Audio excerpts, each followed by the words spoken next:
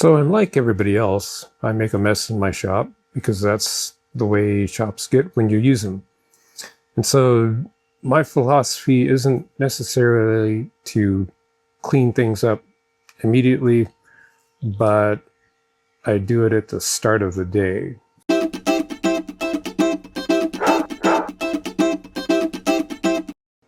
I usually take care of it the next day in the morning, and that doesn't work for a lot of people, but it works for me because it's sort of a way of doing housekeeping in my head and the shop at the same time.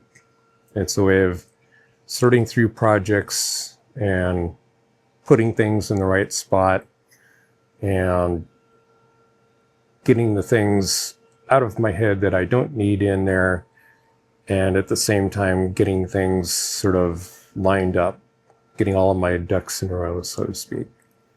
It's always a good time to throw out the stuff that that's waste, and keep the things that are good, and then you're done and you're ready to go.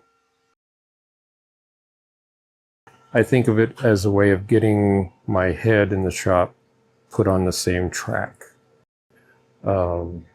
And who knows how far that track will go. It may go off a cliff, but at least that's how I've gotten everything in working order.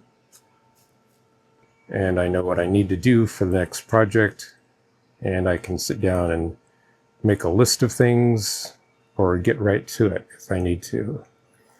So that's the way I work. And it may not work for you, but it works great for me. Geez, I know it was here somewhere.